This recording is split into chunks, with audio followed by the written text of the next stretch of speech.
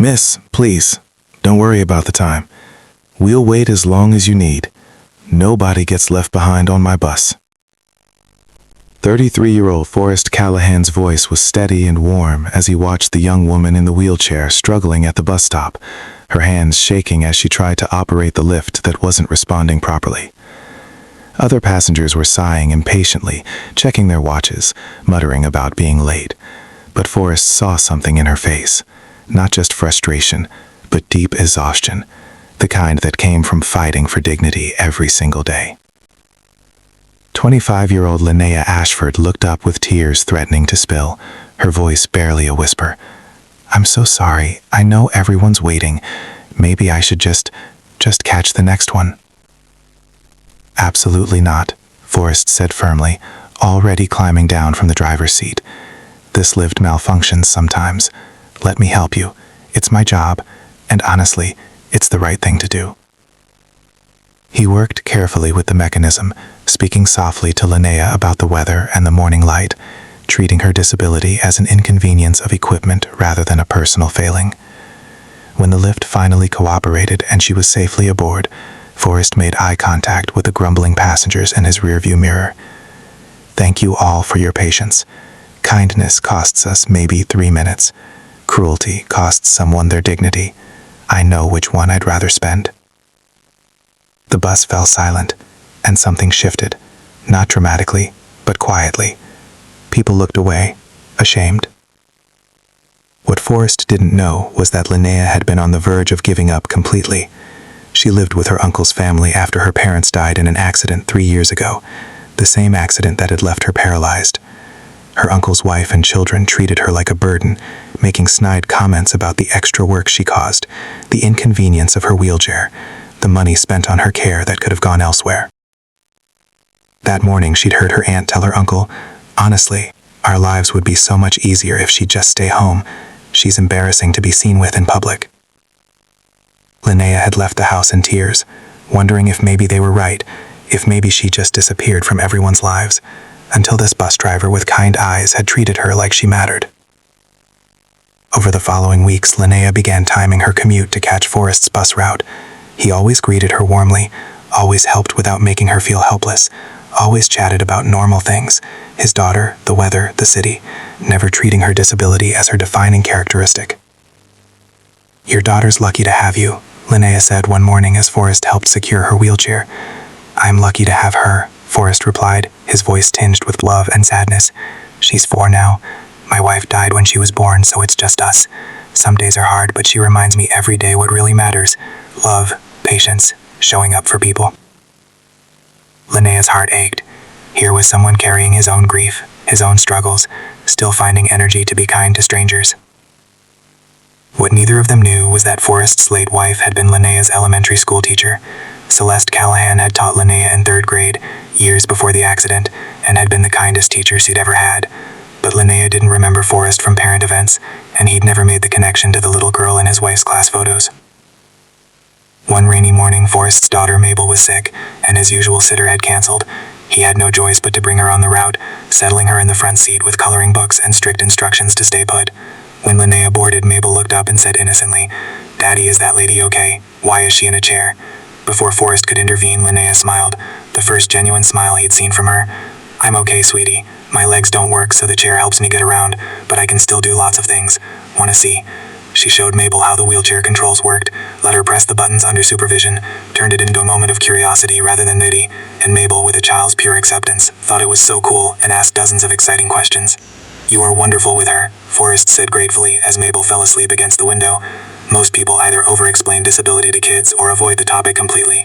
You just made it normal." "Because it is normal," Linnea said softly. "It's just different. Your wife must have taught you that, seeing people as people first." Forrest's breath caught. "How did you know about my wife?" "I didn't mean, I just assumed someone taught you to be this kind. Was I wrong?" "No," Forrest said, his voice thick. "She did teach me that. Every day we were together, she taught me about compassion and patience.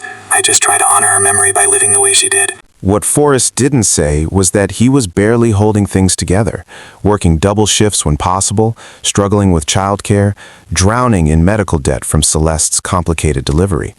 He put on a brave face for Maple and his passengers, but some nights he cried from sheer exhaustion and loneliness. And what Linnea didn't share was that she'd been accepted to a graduate program in social work but couldn't attend because her uncle refused to help with accessible housing, claiming it was her responsibility to figure out, while simultaneously controlling the small inheritance from her parents that should have been hers. The situation came to a head when Linnea's aunt publicly berated her at the bus stop one morning, loud enough for everyone to hear. "You're pathetic, you know that? 25 years old and completely useless. We've sacrificed so much for you, and you're not even grateful." Linnea sat frozen, humiliated, as passengers stared. Then, Forrest's voice cut through the morning air, calm but firm. "Ma'am, I'm going to ask you to step away from my passenger. Your comments are inappropriate and frankly abusive. If you can't speak to your family member with basic respect, you can find another way to travel." The aunt sputtered, shocked at being challenged. "How dare you? You don't know anything about our situation." "I know what I see," Forrest interrupted. "I see a young woman who shows up every day, despite facing obstacles most of us can't imagine. I see someone who's kind to everyone around her, including my daughter. And I see someone being treated cruelly by the people who should protect her most. That tells me everything I need to know." The confrontation ended with the aunt leaving in a huff, threatening complaints. Later, at the route's end, Forrest found Linnea crying quietly in her wheelchair. "I'm sorry I caused trouble," she whispered. "You didn't cause anything," Forrest said gently. "She did. Linnea, are you safe at home? Because what I heard this morning sounds like abuse." The floodgates opened. Linnea shared everything: the controlling behavior, the financial manipulation, the constant degradation. And Forrest listened, his heart breaking for this brave young woman trapped in a toxic situation. "My wife used to say that sometimes family isn't about blood, it's about who shows up for you," Forrest said quietly. "And I think maybe we've been showing up for each other without realizing it. You've helped me more than you know, giving Maple kindness when she's curious, reminding me that good people still exist. Let me help you now." What followed was careful legal action. Forrest connected Linnea with social services and disability advocates. Her uncle's financial control was challenged, revealing that he'd been misusing her inheritance. The money was restored, enough for accessible housing and grad school tuition. But more than the practical help, Forrest and Maple became Linnea's chosen family. Sunday dinners, homework help, Maple's cheerful acceptance of Aunt Linnea's cool chair. They built something real from the foundation of that first kind interaction on the bus. Years later, Linnea completed her social work degree and began advocating for disability rights. And one day, sorting through old photos for a presentation, she found a picture from elementary school. There, in the background of a class party photo, stood Mrs. Callahan, Forrest's late wife, her beloved third-grade teacher. The circle completed itself. The teacher who'd shown her kindness had raised a daughter and widowed a husband who continued that legacy. "You know what I've learned?" Linnea told Forrest over coffee one evening, Maple doing homework nearby. "That kindness doesn't end when someone dies. Your wife taught you to see people's humanity. You taught Maple, and all of you taught me that I deserve to be treated with dignity. That kindness just keeps circulating, touching more and more lives." Forrest smiled, tears in his eyes. She'd be proud of you, and proud that her lessons lived on, even through someone who barely remembers her. That's how love works. It doesn't die. It just keeps moving through people brave enough to choose compassion. Because kindness is never wasted. A bus driver's patience, a child's acceptance, one person refusing to let cruelty go unchallenged. These moments ripple outward, transforming lives, creating families from strangers, proving that dignity matters more than convenience, and love matters more than blood. If this story touched your heart, please like, share, subscribe, and comment. Let's spread more stories of kindness and hope together.